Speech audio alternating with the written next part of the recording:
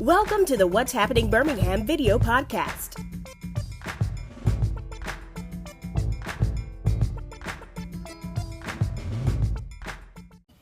Hello everyone, this is Jarvis Escott with What's Happening in Birmingham. Today I'm here with Birmingham City Council District 4 candidate Joseph Holt. Joseph, how you doing today? I'm doing well, Great. As you all know, when I usually do my interviews with candidates, I'm in a room somewhere sitting down, but Mr. Joseph wanted to do a unique take. He wanted me to go within the district, and like a little side note, this is where I learned how to swim. It gave me back, but I can see today that it's closed. So, Joseph, let's start from there. Well, yeah, and that's one of the things that I want to talk about is we all grew up learning how to swim right here, man. And if you Google this, why is the pool closed? It's been closed over 4 years because of a fire structure in the back. And over 4 years from that, they never got back to it, man. And if you look at it, we got $3 million given to our city councilman.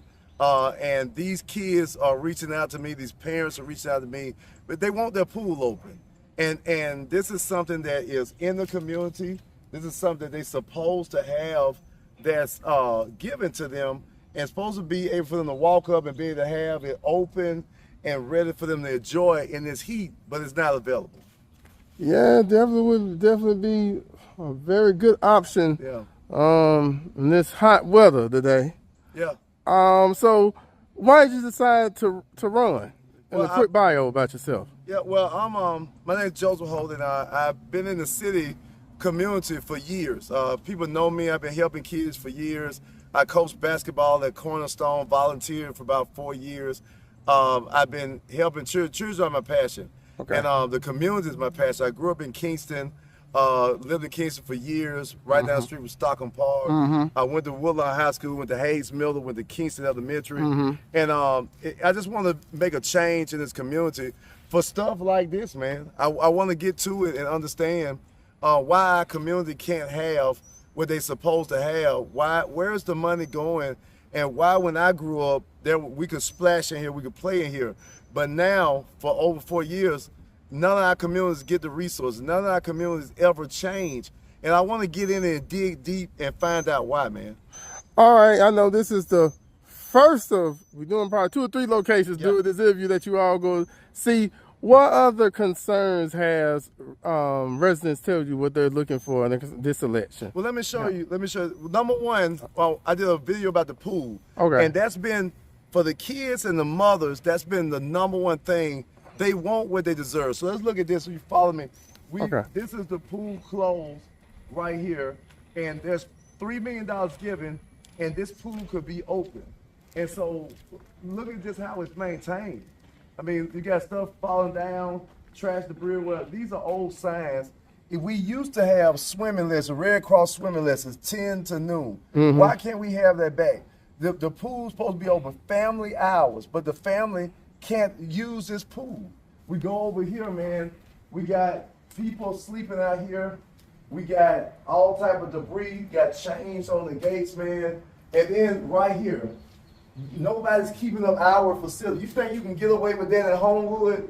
That's an electrical hazard. Yeah, it can get on fire. Or you can pull it and it can spark you and it can shock you, but this, you can't get away with this in Homewood. And you go to the back, man. This is our community now. This is where we have to live in. Look at this. The maintaining of it in District 4. So what is that right there? This used to be a storage shed for Eastlake. Okay. And this is the stuff you see, that's pool shock. The stuff that you pour in to shock the pool to get the pH balance back together. This is where it's stored in here. When it caught on fire. But nobody's maintained. Look, I want you to see this. This is a nail. Now, what if our kids come step on this?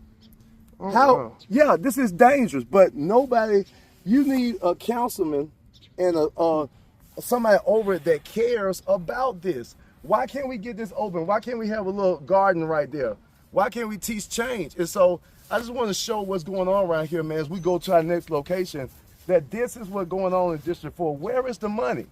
$3 million given, not including the $100,000 that he gets just to do what he want to do with it, to discretionary funds.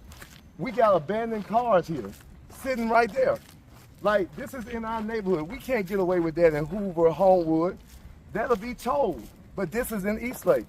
And so, man, I want to show you everything that we're talking about. And as we go to the next location, just show you that what needs to change. Okay, we're gonna go to the next location right now, y'all. Hold on. All right, Joseph, where we at now? We're right here in Kingston on 45th Street North, right here, 14th Avenue, 45th Street North. I want to talk about this because this is one of the major concerns for the Kingston neighborhood, Kingston president and everyone. Right here, this stop sign, they keep speeding through. Cars, street racing, all of this. But we've been asking for street calming for about maybe 4 years, ever since Councilman been there. We've been asking for an electronic traffic sign where it can show the speed. So stop, because there's kids that go to the school. But right there, right behind this, shows 15 miles per hour, but nobody pays attention because this is in front of it. But we want some street calming. We put a protest together for it. The Kingston president has been asking, but we continue in our neighborhoods. We continue to get told, no, there's no money. There's nothing in accounts, but there was given $3 million. So we can't get street calming, can't get an electric traffic sign to stop. A 3-year-old kid was injured right here by this stop sign. A car ran and hit the child, injured the child. Luckily, wasn't killed, but a child was injured. The councilman knows about it, but there's no money being allocated to help. It's not even strike. Like, you don't even have strike. You're gonna say a speed breaker. Speed breakers, nothing. There's nothing for us, but I'm tired of, in our community, the community that considered poverty stricken, why don't the money reach our neighborhoods? A child was hit. It should be all type of emergencies for calming, and we should have electric traffic signs say, hey, 15 miles per hour, 20, 25, showing they're exceeding the limit. It's elderly that are asking for this, crying for this, but we're always told there's no money. There's no money. Where did the $3 million go? So this is very important. Okay, when you say $3 million, where somebody never watched this interview or been under a rock, what do you mean pertaining to the $3 million? The $3 million is there was ARPA funds given from the federal government. It was $141 million given to the city. And so the mayor dispersed $3 million to each councilman. Our councilman, besides the $100,000 discretionary fund that he gets, he got $3 million. But he won't spend a dime in our communities. Kingston can't get every time they ask for, the president been asking for these street calmings, electric traffic sign to slow traffic down, show us these are kids. And look at our school. So this school, like, it's been closed for a while. But look at it, it's open. But nobody is not kept up. Nothing's kept up around our neighborhoods. If you look on this side, look at this, all the grass and the weeds and stuff like that. This area, Kingston, is not cared for, man. And we just want the money that we deserve. And I'm running to make sure the money makes it to our community. We never get any money. Why can't our schools get upgraded? Why can't our schools get painted? Nothing makes it to us, and I'm coming to change it. So we're gonna go to one more location, and then that's all I have. So get into your experience in the community. Tell me about that for a moment. My experience in the community, I've helped renovate houses for elderly. I've helped paint houses. We cut grass all the time, but I'm in a community. I grew up in Kingston. I've been living in Kingston 25, 28 years. I live in Woodlawn, and I've never seen, Jarvis, since I've been here, I've never seen the community upgraded. I've never seen it change from when I was a little boy to now. It still looks the same, and I don't understand that. Hey, Joseph, where we at now? We're in front of the Shields building, a building that they said was supposed to be renovated, bring revenue, bring a new look to the park. But as you can see, we got trees growing all over the top of the building. We got windows busted out. They didn't even have the decency to cover the windows up. You can see chairs, you can see rooms, birds flying. Well, like something still, is that the wind moving it? Yeah, that's the wind moving. That's the wind? Oh my goodness. Yeah, and so that's this is how our area looks. Uh-huh. After millions of dollars, $3 million given to the councilman, they took this park they took it from District 4 and gave it to the Crossplex Park and Rec. That's what the councilman said in the meeting, and they took it from us. Why? Because they want to give it away. His goal on Park and Rec is to give it away to Coca-Cola, that's building a $350 million plant. But this is our park, and this is something that can be renovated. This is something to be renovated that I can bring kids in to do trades and things of that nature here and build up the community. But look at it, it's vacant, but you couldn't get away with this in Homewood. You couldn't get away with it in Hoover. But in our community, where the elderly live and care about their community, the children play at, they gotta look at this.